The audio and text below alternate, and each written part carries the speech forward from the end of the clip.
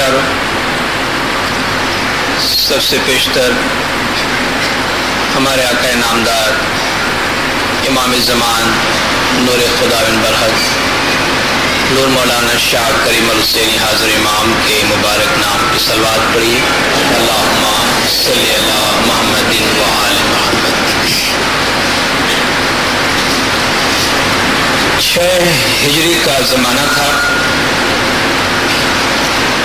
نبی صاحب کو یہ بشارت ہوئی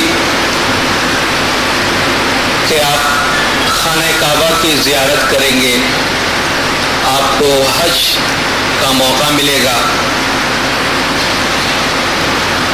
آپ نے مسلمانوں سے بات کی مدینہ میں کہ چلو مکہ چھوڑے 6 سال ہو گیا، خدا کی یہ مرضی ہے کہ ہم خانہ کعبہ کی زیارت کو چلیں۔ تمام مسلمانوں میں ایک خوشی کی لہر دوڑ گئی کہ یہ پہلی مرتبہ انہیں موقع ملے گا مکہ سے نکلنے کے بعد کہ وہ پھر سے اپنے شہر جا سکیں گے، اپنے بچھڑے ہوئے اہل خاندان سے بھی مل سکیں گے اور خدا کے گھر کی زیارت بھی کریں گے۔ نبی صاحب نے تمام اہتمام اس طرح کیا کہ آپ مکہ والوں کو یہی پیغام دینا چاہ رہے تھے کہ ہم صرف حج کی غرض سے آ رہے ہیں، خانہ کعبہ کی زیارت کے غرض سے آ رہے ہیں، ہمارا ارادہ کسی بھی طریقے سے کوئی جنگ و جدل کا نہیں ہے۔ آپ نے سب کو یہی حکم دیا کہ قربانی کے جانور اپنے ساتھ لو اور اس پہ یہ نشان بھی لگا دو کہ یہ قربانی کے جانور ہے۔ صرف سفر کی تلوار جو انسان اپنے ساتھ رکھتے تھے اس زمانے میں، وہ تلوار ساتھ لینے کی اجازت دی، وہ بھی کھلی نہیں مگر وہ نیام میں بند ہونی چاہیے۔ اور اس طریقے سے ایک پرامن طور پر 1400 ساتھیوں کے ساتھ حضور نے اپنا سفر جاری کیا۔ جب مکہ والوں کو معلوم ہوا کہ حضور اکرم صلی اللہ علیہ وآلہ وسلم اپنے ساتھیوں کے ساتھ اس طرف آ رہے ہیں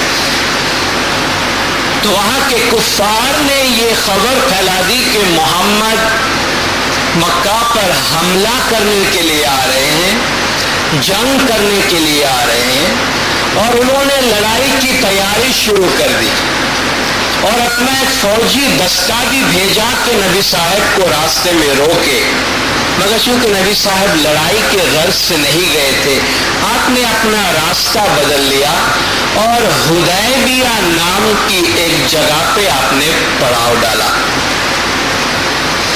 پھر مکہ والوں کے جو نمائندے اور نبی صاحب کے نمائندوں کے درمیان آپس میں بات چیت ہوئی کہ ہم کوئی صلح کرتے ہیں۔ صلح کی بہت سی کنڈیشن ہوئی۔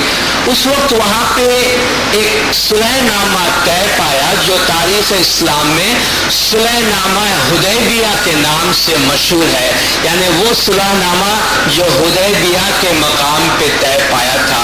اس وقت اس صلح نامہ کی شرائط سے ہمیں کوئی مطلب نہیں ہے، لیکن جب اس صلح نامہ کی شرطیں لکھی جانے لگی کہ یہ کنڈیشنز ہیں، یہ ایگریمنٹ ہوا ہے حضور اکرم صلی اللہ علیہ وآلہ وسلم اور مکہ والوں کے درمیان، تو نبی صاحب نے امیر المومنین مولا مرتضی علی مشکل کشا صلوات اللہ علیہ کو حکم دیا کہ آپ لکھیں، یہ جو صلح نامہ ہے، یہ ایگریمنٹ ہے، اس کو لکھنے کے کام مولا علی علیہ السلام کو دیا گیا کہ آپ لکھتے جائیے۔ تو مولا علی علیہ السلام نے شروع کیا کہ بسم اللہ الرحمن الرحیم، اللہ کے نام سے جو بڑا مہربان نہایت رحم والا ہے، اور بعد میں صلح نامہ کنڈیشنز ہوں گی۔ تو جو مکہ والوں کا نمائندہ تھا اس نے کہا کہ ہمارا جو پرانا طریقہ ہے ایگریمنٹ لکھنے کا، صلح نامہ لکھنے کا، آپ وہی لکھیں، آپ ہی اپنے الفاظ نہ ڈالیں رحمان اور رحیم کا بیچ میں۔ وہ پہلے لکھتے تھے بسمک اللہم، ہمارے اللہ کے نام سے، یہ رحمان اور رحیم کا اپنا لائیں۔ تو حضور نے حکم دیا مولا علی علیہ السلام کو اس کو بسمکल्लाहुम लिखो, तो आपने बिस्मिकल्लाहुम से शुरू किया। दूसरा जुमला मौला अलैहिस्सलाम ने लिखा कि ये सुलहनामा जो है वो तय पाया है मोहम्मद रसूलुल्लाह और मक्का वालों के दरमियान। तो आपने लिखा मोहम्मद रसूलुल्लाह और मक्का वालों के दरमियान। तो मक्का वालों ने कहा भाई अगर हम मोहम्मद को रसूलुल्लाह ही मान लेते तो फिर झगड़ा किस बात का? अगर मोहम्मद रसूलुल्लाह है इसी की अगर आप हमारे एग्रीमेंट में ये बात लिखना चाहते हैं तो फिर हमारा आपका झगड़ा क्या है? का ये मोहम्मद इब्न अब्दुल्ला लिखो, क्योंकि हमारा झगड़ा इसी बात पे तो है। हुजूर ने फरमाया मौला अलैहिस्सलाम से कि काद रसूलुल्लाह लिखो मोहम्मद इब्न अब्दुल्ला। मौला अलैहिस्सलाम ने अर्ज़ की कि या रसूलुल्लाह ये बहुत बड़ा काम है जो आप मुझे कह रहे हैं करने के लिए कि मैं आपके नाम के आगे से रसूलुल्लाह निकाल दूं। या रसूलुल्लाह ये बहुत बड़ी बात। हुजूर ने फरमाया कोई बात नहीं, मुझे बताओ कहाँ है मेरा नाम? कहते हुजूर उम्मी थे, पढ़ना लिखना नहीं जानते। बताओ कहाँ लिखा है रसूलुल्लाह? ये लिखा है मोहम्मद रसूलुल्लाह। हुजूर ने अपने हाथ मुबारक से रसूलुल्लाह काट दिया, फरमाया लिखो मोहम्मद इब्न अब्दुल्ला। ये वाकया क्या बताता है? अल्लाह का पैगंबर या अय्युहन्नास इन्नी रसूलुल्लाह इलैकुम जमीआ, ऐ मोहम्मद कहो कि ऐ लोगों, सारे जहान के लोगों, मैं तुम्हारे लिए अल्लाह का रसूल बनाकर भेजा गया हूँ। वो रसूलुल्लाह अपने नाम के आगे से खुद अपने हाथ से काटता है। आप इस्लाम का एक बहुत ही बुनियादी पैगाम देना चाह रहे थे कि इस्लाम हर कीमत पे अमन चाहता है, इस्लाम हर कीमत पे सुलह चाहता है, इस्लाम किसी जाती आना की बुनियाद पर जंग नहीं चाहता। महज मेरे नाम के आगे क्या लिखा है क्या नहीं लिखा, इसको मैं एक मसला बनाकर ये जो सुलह हो रही है मैं इस सुलह को खत्म नहीं करना चाहता। सामने वाला अगर यही चाहता है चलो यही करते हैं। जैसे मौला ने फरमाया आप कॉम्प्रोमाइज के जरिया, यानी कुछ देकर और कुछ लेकर, कुछ अपना छोड़कर कुछ सामने वाले का छोड़वा कर, कॉम्प्रोमाइज के जरिया आप बड़ी से बड़ी खलीज को भी पाट सकते हैं। खुदा ने हुजूर अकरम के जरिया जो दीन हमें भेजा है उस दीन का नाम क्या है? उस दीन का नाम है इस्लाम, जिसका एक मतलब है अपने आप को सुपुर्द करना और दूसरा मतलब है अमन और सुकून। जब हम ये सैल्यूटेशन है हमारा, हम किसी से कहते हैं, मौला ने अपने फरमान में इस्तेमाल फरमाया कि जब हम कहते हैं अस्सलामु अलैकुम, इसका मतलब यह है कि तुम पर सलामती हो, तुम पर पीस हो, तुम पर शांति हो। ये अल्लाह का दीन है और जिस दीन के पैगाम के लिए हुजूर ने अपनी जात को, अपनी अना को कभी बीच में नहीं लाया। खुदा के इस दीन का तारुफ किस तरीके से हुआ है? इस दीन में जिस खुदा का तारुफ करवाया गया है उसका तारुफ इस तरह करवाया गया है कि बिस्मिल्लाहिर्रहमानिर्रहीम, उस अल्लाह के नाम से जो रहमान और रहीम है, जो कहता है वो रहमती वसियत कुल्ल शैइन, जिसकी रहमत ने सारे जहान को अपने घेरे में ले लिया है, जो कहता है या अय्युहन्नास, या ऐ मेरे बंदो, या इबादियल्लज़ीना असरफू अला अनफुसिहिम, ऐ मेरे वो बंदो जिन्होंने अपनी जानों पे जुल्म किया है, ला तक़नतू मिन रहमतिल्लाह, अल्लाह की रहमत से कभी मायूस न होना, इन्नल्लाह यग़फ़िरुज़्ज़ुनूब जमीआ, अल्लाह सारे गुनाहों को बख्श देता है। इस दीन का जो रसूल है, जो पैगाम लेकर आया है, उसकी तारीफ ये की गई कि वमा अरसलनाका इल्ला रहमतल लिल आलमीन, हमने आपको नहीं भेजा मगर सारे जहान वालों के लिए रहमत बनाकर, सारे जहान वालों के लिए रहमत बनाकर। इस दीन की जो पैरवी करने वाले हैं उनकी تعریف میں کہا گیا کہ محمد رسول اللہ، محمد اللہ کے رسول ہے، والذین معہ، اور جو ان کے ساتھ ہیں، اشداء علی الکفار، کافروں کے لیے سخت ہے، رحماء بینہم، آپس میں ایک دوسرے پر بڑی رحمت کرنے والے ہیں، ایک دوسرے پر بڑی مہربانیاں کرنے والے ہیں۔ اللہ تعالیٰ کا یہ پاک و پاکیزہ دین جس طرح پھیلا، حضور اکرم کو اللہ کی تمام تائید حاصل تھی، حضور اکرم کو تمام غیب کی مدد حاصل تھی، مگر خدا فرماتا ہے اے محمد تجھے معلوم ہے کہ یہ دین کیسے پھیلا ہے، لوگ تیرے قریب کیسے آئے ہیں؟ اللہ کی رحمت سے، اور اللہ کی رحمت سے تجھ میں ایک خوبی آئی، فبما رحمت من اللہ لنت لہم، یہ اللہ کی رحمت تھی تجھ پر کہ تو ان کے ساتھ نرمی سے پیش آیا، تجھ پر اللہ کی رحمت تھی کہ تو ان لوگوں کے ساتھ نرمی سے پیش آیا، وَلَوْ كُنْتَ فَظًّا غَلِيظَ الْقَلْبِ لَانفَضُّوا مِنْ حَوْلِكَ، اگر تو سخت بنتا، اگر تو سختی سے پیش آتا تو جتنے بھی لوگ تیرے آس پاس ہے سب نکل جاتے، سب تیرے پاس سے بھاگ جاتے۔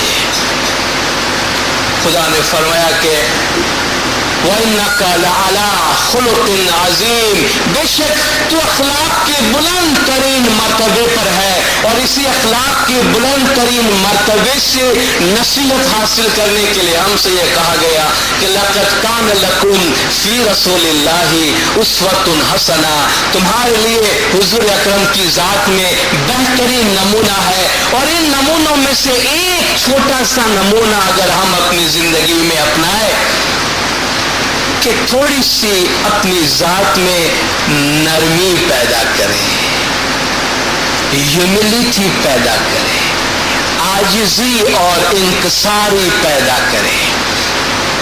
اسلام دین ایسا ہے کہ جو اس دین کو قبول کرتا ہے وہ نرم بن جاتا ہے۔ حضور نے فرمایا اللہ رفیق ویحب الرفق فی الامر کلہ، اللہ رفیق ہے یعنی مہربان ہے، شفیق ہے، وہ نرمی سے پیش آنے والا ہے، اور وہ ہر چیز میں، ہر معاملے میں نرمی کو پسند کرتا ہے۔ حضور کے زمانے میں ایک شخص تھا زید بن المحلحل، زید بن المحلحل اس کا نام تھا۔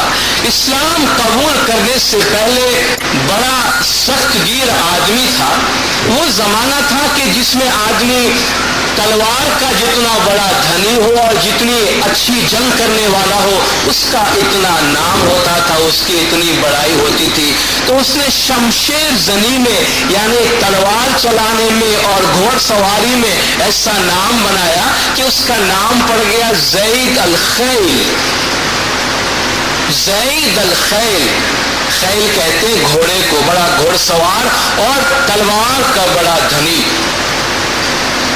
جب اسلام قبول کیا اور جب حضور کے سامنے آیا تو حضور نے اس کا نام پسند نہیں کیا۔ آپ نے فرمایا اس نام سے لڑائی کی بو آتی ہے، اس نام سے جنگ کی بو آتی ہے، اس نام سے تشدد کی بو آتی ہے۔ اسلام وہ ہے کہ جو اس کے دائرے میں آتا ہے اس میں نرمی آتی ہے، اس میں نرمی پیدا ہوتی ہے۔ میں تمہارا نام زید الخیر رکھتا ہوں بجائے زید الخیل کے۔ آج سے تم زید الخیر ہو، یعنی تم تلوار کے دھنی نہ بنو، تم نیکی کے دھنی بنو، تم اچھائی کے دھنی بنو۔ ابو ذر غفاری مسجد میں ایک دفعہ داخل ہوئے، دیکھا حضور اکرم صلی اللہ علیہ وآلہ وسلم صلوات اللہ علیہ تنہا بیٹھے ہوئے ہیں۔ انہیں بڑا اچھا سا موقع ملا کہ چلو حضور کی ذات تنہا بیٹھی ہے، چل کے کچھ بات پوچھتے ہیں۔ حضور کے پاس جا کے پوچھتا ہے یا رسول اللہ، مومنوں میں سب سے اچھا کون ہے؟ مومنوں میں سب سے اچھا کون ہے؟ آپ نے فرمایا جس کا اخلاق سب سے اچھا ہے. ہم اپنے اچھائی کے چاہے کتنے بھی معیار بنا کے رکھیں، خدا کی نظر میں یہی معیار ہے. خیر الناس من ينفع الناس، لوگوں میں بہترین وہ ہے جو لوگوں کو سب سے زیادہ فائدہ پہنچاتا ہے. یا ایھا الناس، خدا نے قرآن میں فرمایا انا خلقناکم من ذکر و انثی، ہم نے تمہیں ایک مرد سے اور ایک عورت سے پیدا کیا ہے. وجعلناکم شعوبا وقبائل لتعارفوا، اور تمہارے خاندان بنائے، تمہارے قبیلے بنائے، تمہارے ممالک بنائے تاکہ تم ایک دوسرے کو پہچان سکو. یہ تمہاری بڑائی کے واسطے نہیں ہے. تمہارے خاندان بننا یا تمہارے قبیلہ یا کٹمب بننا، ایک خاندان ایک قبیلہ دوسرے پہ اپنی بڑائی ظاہر کرے اس کے لیے نہیں، بلکہ بڑائی خدا فرماتا ہے ان اکرمکم عند اللہ اتقاکم، ان اکرمکم عند اللہ اتقاکم. تم میں سے اللہ کی نظر میں بزرگ وہ ہے، بڑا وہ ہے جو تم میں سب سے زیادہ پرہیزگار ہے. تو حضور نے فرمایا کہ مومنوں میں سب سے اچھا وہ ہے جس کا اخلاق اچھا ہو، اور اسی اخلاق کی بلندی کی خدا نے تعریف فرمائی. ابو ذر غفاری دوسرا سوال پوچھتے ہیں، یا رسول اللہ مسلمانوں میں سب سے اچھا کون ہے؟ مسلمانوں میں سب سے اچھا کون ہے؟ آپ نے فرمایا وہ مسلمان جس کی زبان اور جس کے ہاتھ سے دوسرا انسان محفوظ رہے، وہ مسلمان جس کی زبان اور جس کے ہاتھ سے دوسرا انسان محفوظ رہے. اپنے آپ سے ایک سوال کریں کہ کیا ہم اپنی زبان سے، اپنے ہاتھ سے، اپنے کسی بھی فعل سے کسی کو تکلیف پہنچاتے ہیں، کسی کو نقصان پہنچاتے ہیں؟ حضور اکرم کے میلاد کے موقع پر آپ کی ذات کی تعریف کرنا اور آپ کی ذات کی بڑائی بیان کرنا محض یہ مقصود نہیں ہے، بلکہ یہ جو اتنا بڑا عظیم علم کا خزانہ ہے، اخلاق کا خزانہ ہے، ایک اللہ کی زندہ کتاب دنیا میں آئی اور سارے جہان کو اپنے اخلاق اور اپنی تعلیم سے منور کر کے گئی، اس کے نور سے ایک کرن اپنی ذات کے لیے تو حاصل کرے. کوئی ایک کرن اپنی ذات کے واسطے لے جائے کہ ہم حضور کی ذات میں سے، ہمارے عظیم پیارے پیغمبر کی ذات میں سے یہ ایک صفت اپنے اندر اپناتا ہو کہ بس میرے سے کبھی کسی کو کوئی تکلیف نہ پہنچے. مولا نے فرمایا ہے کہ انسان ظالم بنے اس سے مظلوم بننا زیادہ اچھا ہے. یعنی تم کو تکلیف پہنچے کوئی بات نہیں، مگر تم سے کسی کو تکلیف نہیں پہنچنی چاہیے. امام نے فرمایا پہلے اپنے بدن میں سوئی چبو کے دیکھو، تم کو لگتا ہے درد ہوتا ہے، سوئی چبونے سے تکلیف ہوتی ہے؟ اگر تکلیف ہوتی ہے تو دوسروں کو سوئی کیوں چبھوتے ہو، دوسرے کو تکلیف کیوں دیتے ہو؟ جس دین اسلام کے ہم پیروکار ہیں اس کا مقصد یہ ہے ہر شخص یہ کوشش کرے کہ اس سے، اس کی تکلیف سے دوسرا انسان محفوظ رہے.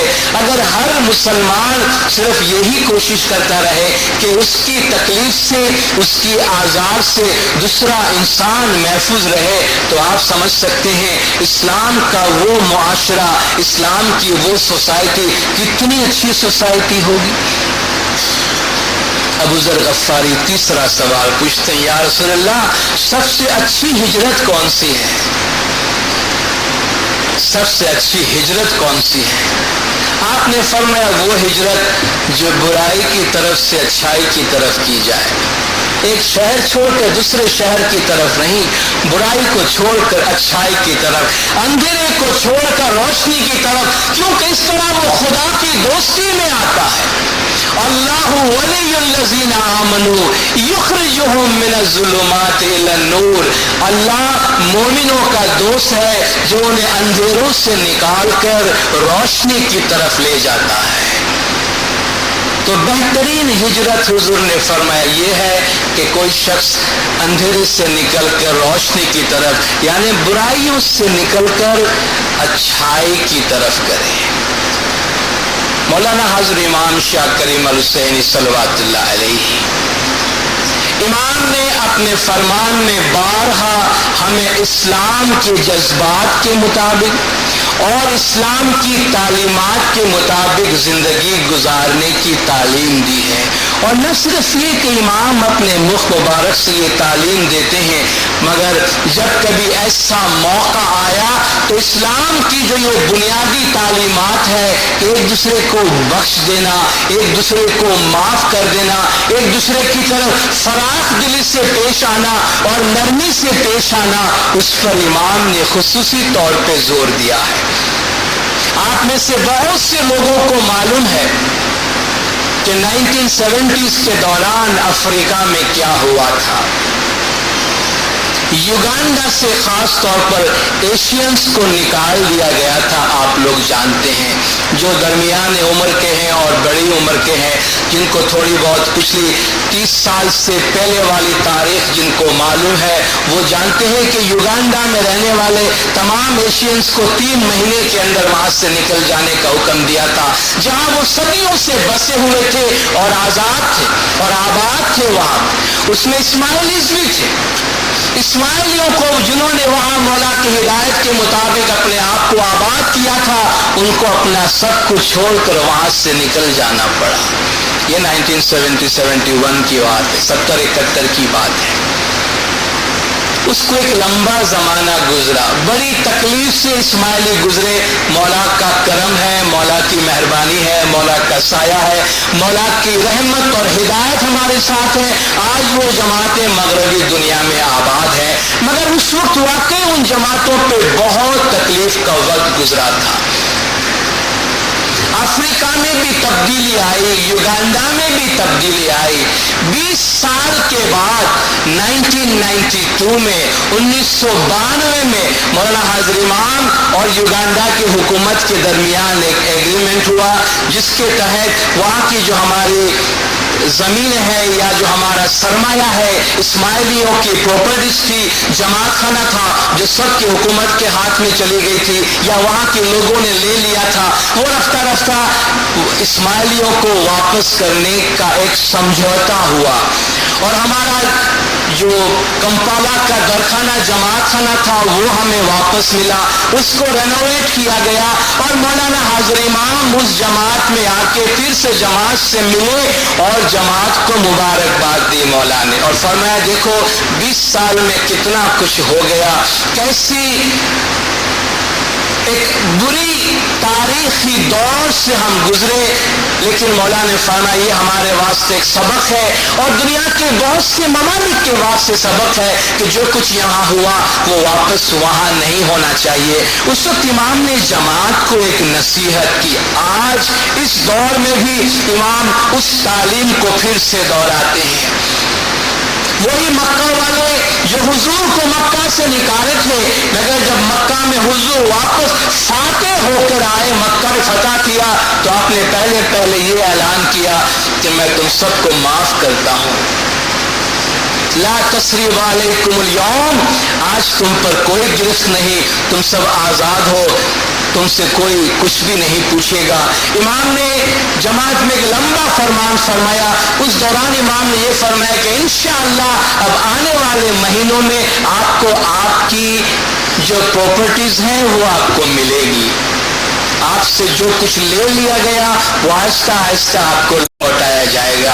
لیکن مولا نے فرمایا ایک بات یاد رکھنا، جب آپ اپنی جاگیروں پر جائیں گے، جب آپ اپنے پراپرٹیز پہ جائیں گے، جب آپ اپنی زمینوں پر جائیں گے، تو آپ کو آپ کے سامنے وہ لوگ ملیں گے جنہوں نے آپ کو آپ کے گھر سے اور زمین سے نکال کر آپ کی زمینوں پر قبضہ کیا ہے یا آپ کے گھروں پہ قبضہ کیا ہے۔ آپ کا برتاؤ ان کے ساتھ کیسا ہوگا؟ امام نے فرمایا ان سے بدلہ نہیں لینا، ان کے ساتھ فراخ دلی سے پیش آنا۔ یہ بہت پرانی بات نہیں ہے، 9-10 साल पुरानी बात। देखो इमाम ने फरमाया उनके साथ फराग दिली से पेश आना, उनको समझने की कोशिश करना, उनकी भी मजबूरियां होंगी, उनके भी खानदान होंगे, उनके भी कमिटमेंट्स होंगे, उनके भी अपने प्रॉब्लम होंगे। तुम्हें तुम्हारा हक मिलना चाहिए, वो जरूरी है, मगर उनके साथ बेरहम न बनना, उनके साथ बुरा सुलूक न करना, उनके साथ ऐसा अच्छा सुलूक करो कि यहाँ सदियों तक ये नाम बाकी रहे कि इस्माइली जमात जहां भी जाती है वहां वो इस्लाम की बुनियादी तालीमात पर अमल करती है। इस्लाम की जो नरमी की तालीमात है, इस्लाम की जो फराख दिली की तालीमात है, इस्लाम के जो माफ करने की तालीमात है, इस्लाम की जो जनरसिटी की तालीमात है, दरगुजर करने की तालीमात है, वल्काज़िमीनल गैज़ व आफ़िन अनिन नास, गुस्से को पी जाने वाले और माफ कर देने वाले, ये जो मुसलमानों की खासियत है, ये सिर्फ सुनहरी हुरूफ से किताबों में लिखने के वास्ते और पढ़ने के वास्ते नहीं है। इससे हमारे ईमान को, हमारे अखलाक को और हमारी अपनी जिंदगी को जीनत देने की जरूरत है। जिस तरह हम अपने जिस्म को सजाते हैं, इसी तरह हमारी रूह की कुछ सजावट है, हमारे बातिन की कुछ सजावट है, और हमारे बातिन की वो जीनत और वो सजावट जो है वो अच्छे अखलाक है। और आज के इस मुबारक और मुकद्दस दिन के मौके पर अगर हम हुजूर अकरम की ज़ात से ये एक छोटी सी तालीम, थोड़ा सा नूर अपनी ज़िंदगी में ले जाएं कि हम अपनी ज़िंदगी में नरमी से पेश आएंगे, लोगों के साथ दिल बड़ा रख कर पेश आएंगे, अपनी अना को, अपने नाम को बीच में नहीं लाएंगे, लोगों को माफ करेंगे, लोगों के साथ दरगुजर करेंगे, अपना गुस्सा पी जाएंगे, जहां तक हो सके नरमी से पेश आएंगे। हम समझते हैं इससे हमारी अपनी जाती जिंदगी भी बहुत अच्छी बनेगी, हमारी खानदानी जिंदगी अच्छी बनेगी, हमारे जमात की जिंदगी अच्छी बनेगी और इंशाअल्लाह हमारी सोसाइटी की जिंदगी अच्छी बनेगी। मौलाना हाज़िर इमाम हमें हुजूर अकरम सल्लम की तालीमात पे अमल करने की तौफीक अता फरमाए, दीन इस्लाम के अखलाक से मौला हमें माला माल करे, मौला गर जमात के तमाम गुनाह माफ करे, सबकी नेक उम्मीदें पूरी करे, आखिर दम तक ईमान सलामत रखे, सुखी सलामत व आबाद रखे, दीदार नसीब करे। सलवात पढ़े दिनदार, अल्लाहुम्मा सल्ली अला मुहम्मद व आले